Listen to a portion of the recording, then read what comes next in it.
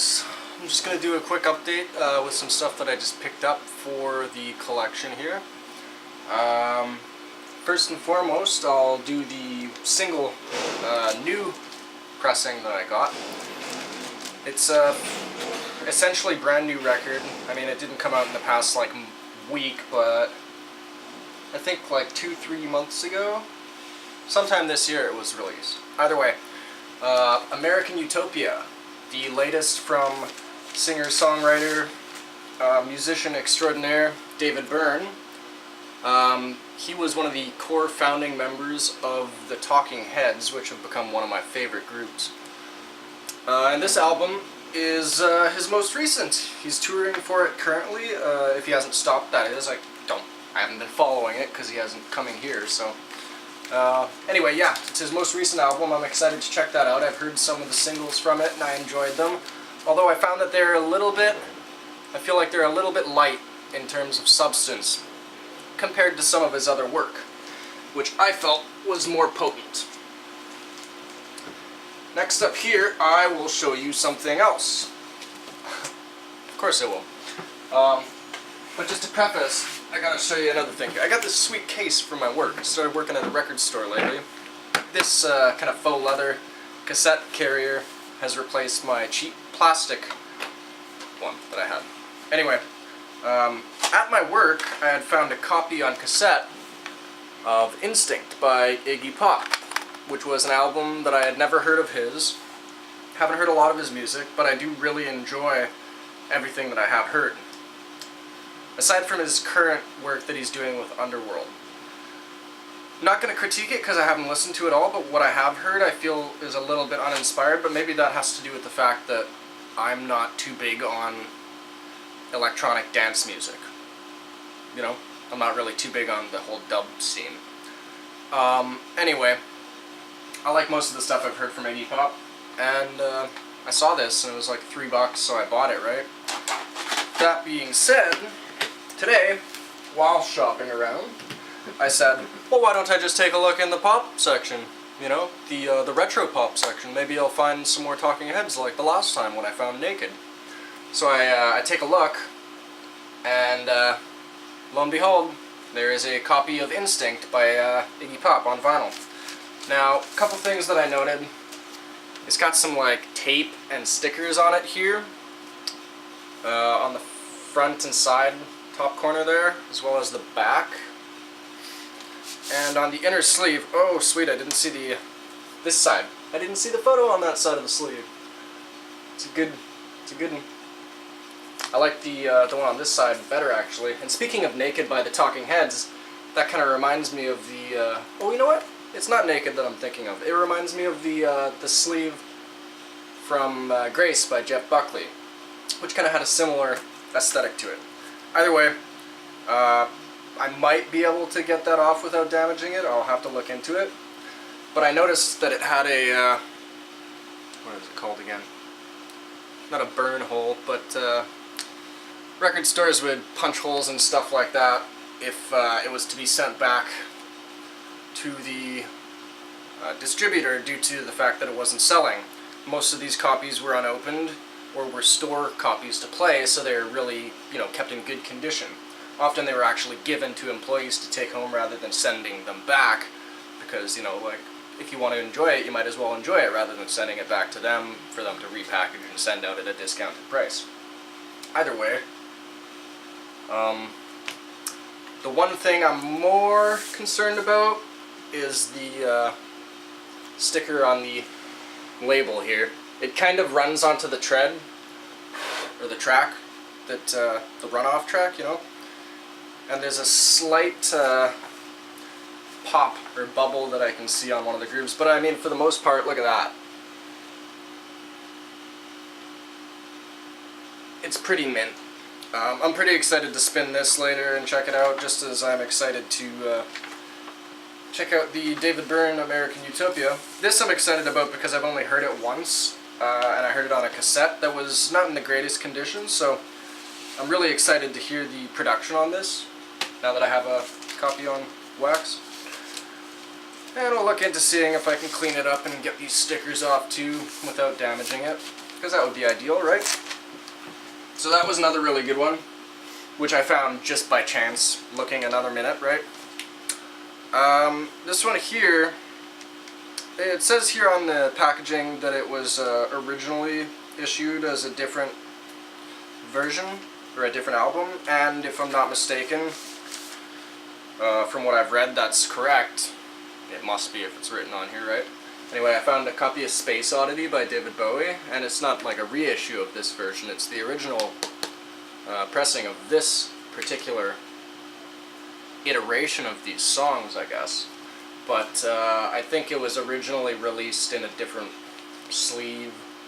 Yeah, just different packaging. So I'm excited to check this out because it's got songs on it that I'm unfamiliar with, and a couple that I do like that I don't have a physical copy of to listen to. So that'll be great. I kind of got greased the last time, but it's not really, no one greased me because I didn't listen to it before buying and I just got excited. I had the Who Can I Be Now David Bowie box set, but I was short on rent money, so I needed to sell that at one point.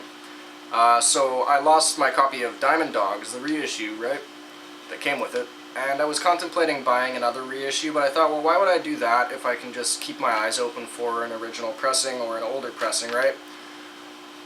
So I came across a Best Buy edition of the album, and it sounded good, it was fine. But what I wanted was a gatefold. You know, if I can't find an original pressing, I mean, pardon the content, I guess, but like the reissues, I guess I'll just fast forward a bit. I found a gatefold. And it's not an original because the originals actually had like the dog dick. Weird detail, I know, but I mean, it seems kind of funny a record collector wants the original because it has a dog dick on it, right? But I mean, that's how you can tell like it's an original pressing. Either way, I had got this because it was a gatefold, which in my mind was for some reason superior than the Best Buy edition that didn't open up. Probably sounds just as well. They probably came from the same tapes. But as you can see, there's some, you know, reasonable wear on the sleeve here. You know, mainly around the edges and top there. Some ring wear on the bottom. My main critique is that I didn't listen to it. And on my favorite trio of songs on this album, Sweet Thing Candidate and Sweet Thing Reprise, there's an unavoidable skip, which just, it loops, and that's the worst thing in the world. If it causes a pop or a skip and it goes past it and keeps playing, I don't care.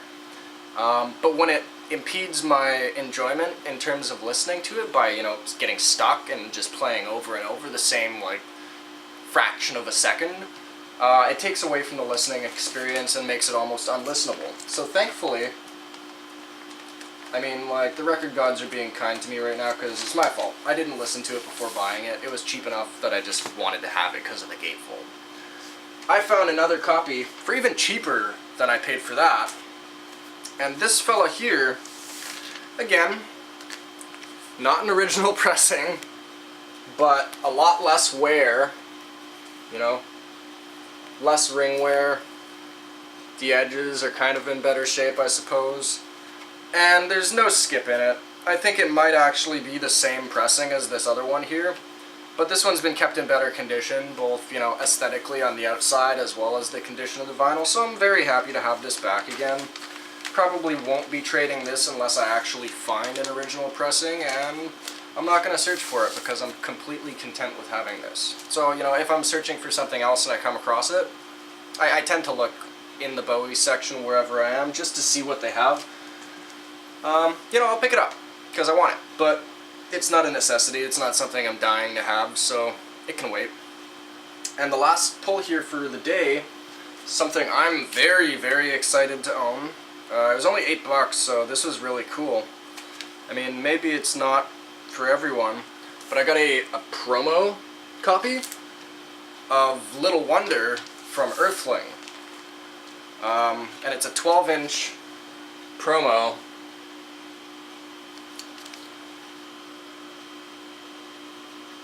And I thought that was something that I needed to have, I guess.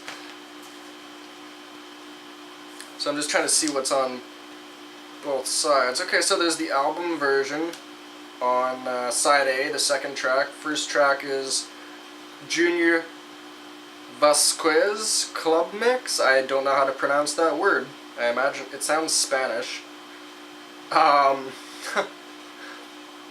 so there's a club mix that's 8 minutes and 10 seconds, followed by the album version, which is 6 minutes and 2 seconds. And then there is, on the second side, the same song. First track is Danny Saber Dance Mix, which is 5 minutes and 30 seconds. And then there's the same version as the first track on the first side, but this is a like a dub version. Not sure exactly what that means. It's the exact same length. So I'm really excited to check this out, but I mean, just seeing as it's a promotional copy, it's not something you'll likely ever be able to get as a reissue. And it's from, you know, a period in Bowie's career when he was making some music that was kind of catching people by surprise. You know, not that he didn't do that throughout his career, but he was making music that, you know, to some degree it was more accessible than some of the stuff he had done in the past, considering the times. You know, if he kept on making stuff like he was doing on the album Space Oddity in 1997, I doubt he'd have very many followers. But for those who really, really enjoyed the sounds of his 60s and 70s music, and that's, you know, what really got them interested in him, I imagine something like Little Wonder or anything off Earthling might be a little bit alien or foreign, too foreign for them almost. A little inaccessible. But then for someone like myself, who was born in, like, the 90s, listening to his music from the 90s, early 2000s, and so on, you know, made me more interested in checking out his older music, which I kind of overlooked because it seemed like old, you know, old man fuddy-duddy music, you know, like classic rock. A lot of classic rock I didn't like. And some of it I did, but I suppose the stuff that I didn't like and the abundance of it really kind of like deterred me from checking out some of the people that were really, you know, noteworthy. And if it weren't for hearing albums like Earthling and Heathen and Hours, as well as The Next Day and Black Star, you know, I likely wouldn't have, you know, even checked out Diamond Dogs or Station to Station, you know, any of his great albums, really. And that's kind of sad to say, but I'm glad that I had listened to it, and I'm glad that I have that promotional copy of Little Wonder. Anyways, you guys take care. I'll keep doing a alphabetical update with the collection as well soon enough. There's only like a small portion left, so not going to take much time.